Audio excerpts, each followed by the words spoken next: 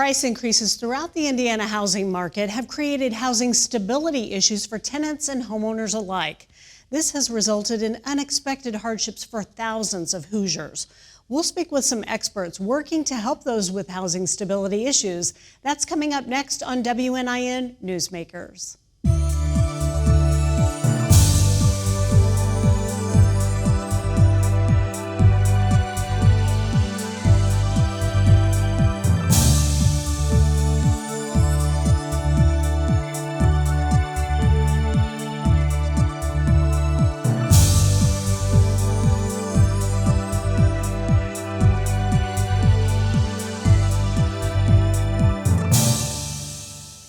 Soaring home prices have resulted in rent increases as well, and the situation was only made worse by the pandemic. We're now joined by Mindy Goodpaster, the Community Outreach Manager for the Indiana Emergency Rental Assistance Program. She'll be speaking with us about the importance of the emergency program to all Hoosiers. Mindy, thanks so much for joining us today. Absolutely. Thanks for inviting me. So, where did this program come from? Did Indiana have a rental assistance program before the pandemic, or was this all spurred by the pandemic and in response to it? Actually, the Emergency Rental Assistance Program was created in response to the pandemic. It was something that Congress had decided was a priority because folks were experiencing a lot of financial hardship. So they actually passed two different laws that created two different pots of money to create the rental assistance program for all of the 50 states. And so Indiana did not have anything like this prior to the pandemic. So when we were awarded the funding, we took advantage of it and we created the program in probably just about a month. Wow, that's pretty amazing. So whenever you ramp up something like that, what all was involved and what are the goals for this emergency rental assistance program? We were really excited to have this opportunity because it's obviously something that, fits within our wheelhouse at the Housing and Community Development Authority. But we did not have the staff to implement the program. So we had to create the entire program based on the guidance from the U.S. Department of Treasury. We had to hire staff and temp staff to run it. And then we had to get the word out, the outreach piece, to make sure that people knew about it and knew how to apply. So this ramped up around the pandemic time. How long has this program been in place? So when did it actually begin? And during this the entirety of the program, how many Hoosiers have you been able to? Absolutely. So we started the program. We started taking applications on March 2nd of 2021. And we have taken a number of applications. In the state of Indiana, we have helped over 24,000 households. And in Vanderburgh County, we have helped 2,240 households, which is the top number. Vanderburgh County is actually the top county receiving assistance. That translates into about $13.5 million for the citizens in that state or in the county. Wow. Well, I know at the beginning, and that was really one of the challenges. You mentioned getting the word out, letting people know that this assistance is available. And that was one of the major pushes in our region in terms of letting people know that they could get some relief. So what types of things is your agency doing? How are you working to get the word out? And how can we do a better job of that? Because there's still assistance to be gotten. Is that correct? There is still plenty of assistance available, and our program has been running for over a year, and we still anticipate that we've got at least another year or two to hand out the assistance. So essentially what we've been trying to do is taking all of the opportunities we can to talk to folks, either traveling out to different communities to do presentations. We've talked to groups that are landlords. We've talked to tenants. We've actually helped tenants apply for assistance assistance. We've also done a lot of virtual meetings as well, trying to reach people because the pandemic has made it hard to do in-person events as much. We've also done media, so local media such as this. We've also done some print ads and print stories. We've gone on the radio. We have done a whole variety of different ways to do outreach to get this information into people's hands. So can any Indiana resident apply? Or are there certain, beyond the financial eligibility requirements, can anyone apply for this? Anyone can apply, but you're right, there is some eligibility criteria. And so that's the hard part, that folks are always hesitant to apply because they're like, well, I don't know if I'm going to qualify, but you might. And so, it's definitely worth applying. If you're having a hard time paying rent, you're having a hard time paying utilities, please go ahead and apply. The 3 criteria that Congress set out for us that we have to make sure that everyone meet are there has to be a pandemic impact. So some sort of financial hardship that was experienced during the pandemic, and that goes back to April 1st of 2020. And that can be you lost your job, you had a reduction in hours, you had to quarantine because of the pandemic. Any number of those reasons would qualify. Housing instability, you're having a hard time paying your rent, and that can mean that you're behind on rent. That can mean that you are at risk of being evicted. That can mean that you are just not sure where your next month's rent payment is coming from. And then the income qualification, and we do have those guidelines, which are not that bad. It's probably surprising to some that they would qualify and meet the income eligibility criteria. Mindy, you mentioned that the eligibility is predicated on impacts from the pandemic. So what should people be looking for? Is there specific documentation they need to look for, information that they need to gather before they begin the application process to make sure that they have everything in order before they start? In order to apply, we do ask tenants to make sure that they have certain key pieces of information that will help us decide how much assistance they may qualify for. So they will need a copy of their current lease, and that is something they can upload into the account that they create online. We also require a driver's license or another form of government photo ID just to verify that they are who they say they are.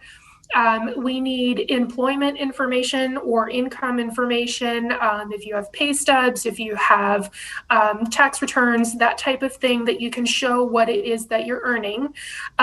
Or if you are eligible for one of the federal assistance programs like SNAP, which is Supplemental Nutritional Assistance Program. If you apply for HIP, you qualify for HIP. Those types of things make you income eligible already. So if you're receiving one of those benefits, you automatically will be eligible for this program, and we just need the documentation from that.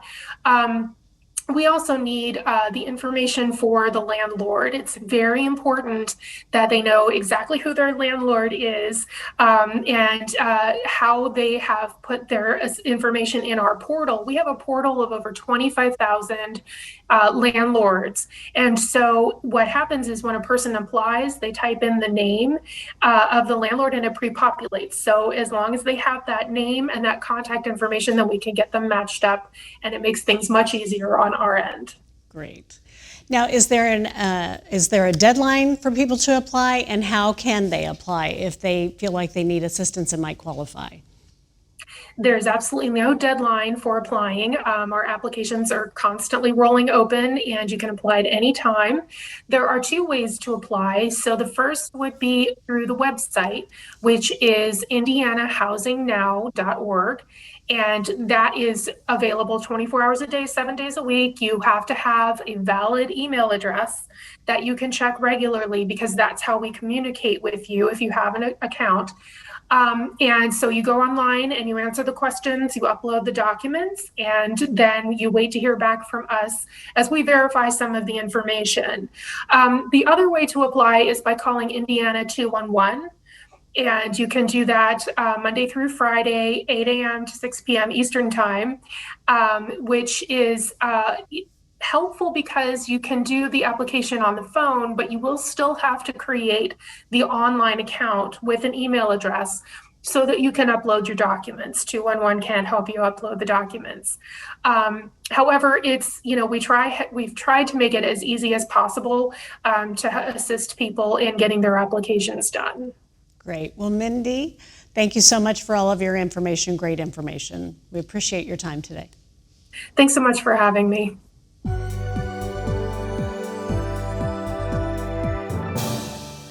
Now we're joined by Executive Director and Director of Programs at Aurora Evansville, Zach Hieronymus and Danette Romines.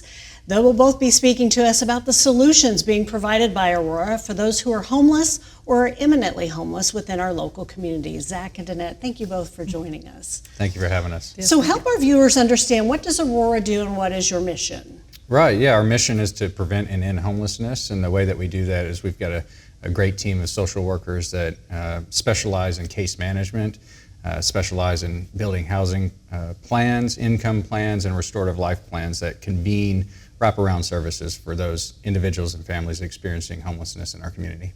Well, unfortunately, we know there's a lot of stereotypes around homelessness, around who generally is homeless and things like that. So help us break some of those stereotypes. Give us a picture of what homelessness looks like in our community, maybe not what you always think, correct? And some of the root issues that might cause homelessness that people might not realize. I think that the first thing that we need to identify is that a person is not homeless, they are experiencing homelessness. It is a life event and not necessarily a definition of the person themselves. And so what we often run into is that people kind of, stereotype or put somebody in a box of what they feel like if a person is experiencing homelessness, that they fit into this demographic. And the thing is that homelessness arises in so many different ways. And that's why we take a client-centered approach and approach everybody on where their needs and their abilities lie. And when we do provide our case management, it is definitely structured around that individual household and going by a case-by-case basis. So again, when we think about stereotypes and some of the things that come to people's heads and perceptions about homelessness or experiencing homelessness, help us understand the different situations in which someone might experience homelessness. It might not just be a person living underneath a bridge, correct? Correct. There are different situations and scenarios in which someone might be experiencing homelessness and you not really realize it, correct? Help us understand that. Well, so yes, there is the stereotypical under a bridge or in an encampment. That's what we would identify as street homeless. And then there's also shelter and hotels paid for by nonprofits. That is a much smaller group, but it is a thing. And so what that is defined as is Category 1 homelessness, and that's primarily what we work with in some of our programs at Aurora. So people find themselves in a need for shelter in a myriad of different ways. It could be financial burden, it could be barriers related to evictions, debt owed for evictions, creating kind of a history of not being able to afford your housing, and then the trap door fall through, and then you pick yourself up by the bootstraps and you struggle to maintain again, and then you fall, and then you're creating a history of eviction, which doesn't look good on paper for the individual. The other could be criminal history, and we also experience that for people experiencing maybe street homeless, for example, there is a lot of homeless crimes that then accumulate, and so then people have records of failure to appear in court because you're not able to maintain a calendar or maintain appointments, and so then warrants go out, and then that kind of builds in trespassing and things like that. So not necessarily crimes of anybody being placed in harm, but more of just not being able to follow through with things. Larger households that have larger rent have struggles to keep that. And then what we see, it ebbs and flows, but the affordability of housing. So if we have housing that currently what we experience is if we have housing that is affordable for the household, usually the utilities, because the cheaper rent usually goes with the less quality housing, and so then therefore the utilities skyrocket. So therefore the affordability really isn't there, but the rent by itself would be affordable. Or the flip side, which the rent is far outside the reach of the family's affordability range. And then what we do is we try to find a way to narrow the gap between incomes and affordability, and we're just seeing that gap broaden and broaden all the time. I'd also like to add, when it comes down to the reasons why, they vary greatly. Where Aurora's role is serving our community and serving the clients that we do is really building that plan from that varied reason why to that varied journey back to self-sufficiency. That's ultimately where we're at, and the stereotypes are there, unfortunately, but we see everything from a senior being catfished out of all their money to unfortunate evictions, sometimes unjustified evictions that we see as well, and the list goes on and on. It's just really every individual, every family is a unique situation, and that's where our team does a great job in identifying those solutions. And approximately how many people do you serve a year? And do you have some figures on how many of those are youth, maybe even youth couch surfing, who are experiencing homelessness? Do you have a breakdown of that? Yeah, last year we served a little over 1,400 individuals. Of that, about a third of them were youth identified under 18 years of age. When it comes down to those that are couch surfing versus where our primary focus is, which is Category 1, we are effectively only looking at those individuals that are in shelter or on the street. So when it comes down to families that are doubled up, that's really not in the funding wheel of what our grant funders with the state, the federal government, and the city of Evansville provide us. What we do know is that there is some data through the EVSC, and if I'm not misquoting the last number I heard, there's about 500 households within the EVSC that are doubled up that do include approximately 1,000 students within the EVSC, and I'm hoping I'm not misquoting that, but that's what's coming top of mind on that. A big problem, and really difficult to find people who are not in your traditional settings for people experiencing homelessness. And I think when you think about doubling up as well too, part of evictions that we see and other organizations see in our community are lease violations. And when we have families doubled up, that's oftentimes a lease violation. So especially finding those families is difficult because they don't want to be on anybody's radar, because what they are doing is they're surviving alongside another family that's surviving as well. I know it's been a challenge because you're constantly fighting this battle and constantly working to help people. But the pandemic has probably made it worse. And do you find that this problem is worsening, that many more families are really becoming at risk of becoming homeless if they're not already? I would say, and Danette probably has a better handle on this than I do, what we've seen is a point in time decline in Category 1 homelessness from about 488 in 2020 to 365 is what we saw this particular year. What we can somewhat attribute that to is the amount of dollars that Aurora has been available to access with respect to eviction prevention. So keeping folks housed has been tremendous with helping reduce the number of Category 1 homeless. What I will say is, as a byproduct of COVID, and Danette touched on this a little bit earlier, is that access to affordable, safe, secure, sanitary housing is becoming further out of reach. And an unfortunate byproduct of COVID has been that the fair market rent value of rental units, whether it's a studio on up to multi-bedrooms, has increased significantly, so much so that it puts us out of, and our clients most especially, out of reach with a significant portion of the housing stock available in our community. Yeah. Well, thank you so much for all of the work that you do. We appreciate all of your information. Thank you. Thank you.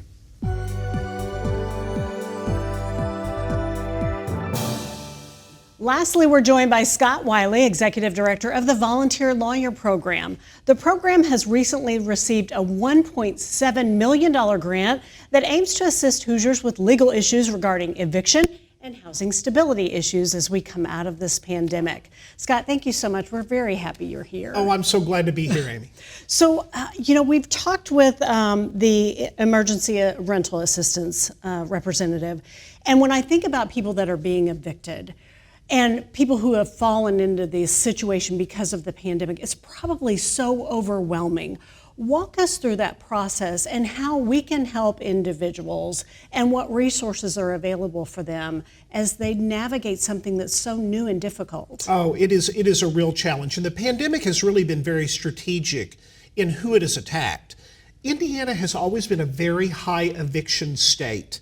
I'm not proud of that, but it just is what it is. We have 3 of the top 20 cities in the country: Indianapolis, Fort Wayne, and South Bend. Evansville, by the way, is 228th. I'm very proud of that. Good for Evansville. But the reality is we've always had an eviction problem, which contributes to the fact that we have one of the higher per capita homeless populations in the country as well.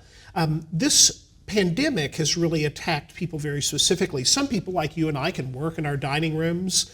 We can do other things, but for other entire job categories went away. And so new categories of individuals found themselves facing this eviction crisis.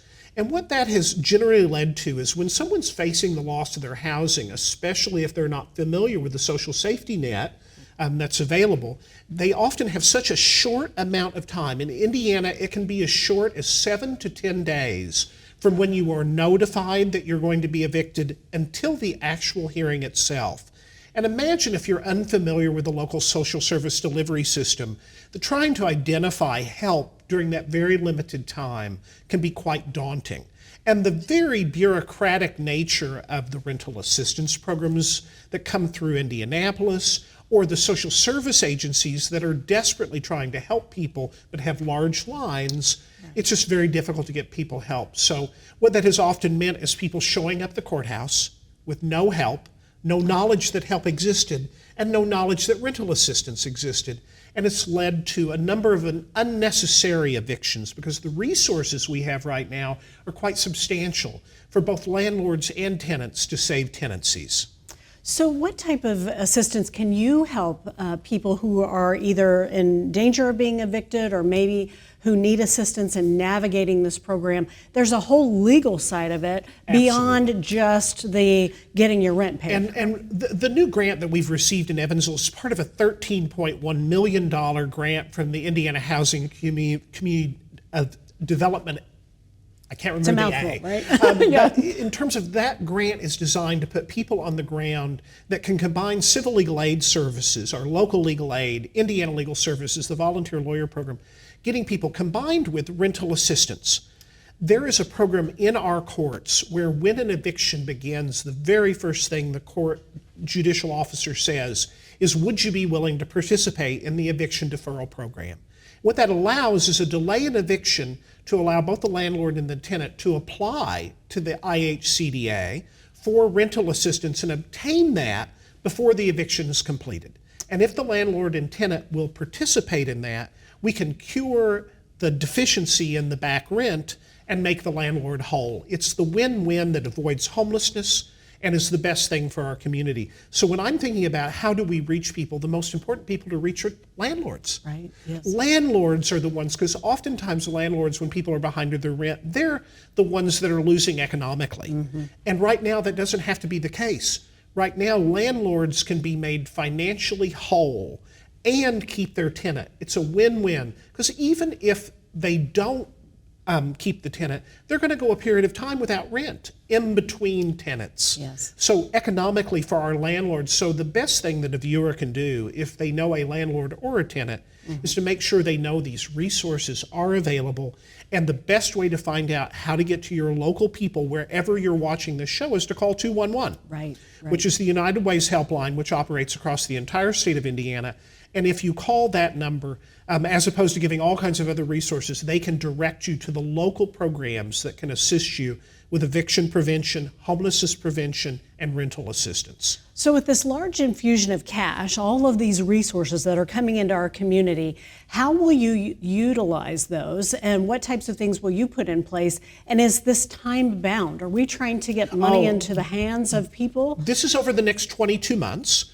if we're not out of this pandemic in the next 22 months, I'm going to be very terribly upset. I hope we are, and I hope we don't need these resources anymore. Right. We're going to put it in the form of court navigators, which are people who help people navigate the court system when they're representing themselves, along with staff attorneys that will be combining using pro bono attorneys in our local system of people who will volunteer, along with staff attorneys at the Legal Aid Society, Indiana Legal Services, and the Volunteer Lawyer Program for the southwestern part of the state. We'll be sending those people and using those folks to try to help tenants and landlords who have made it to court to utilize these new systems to avoid an eviction. Mm-hmm.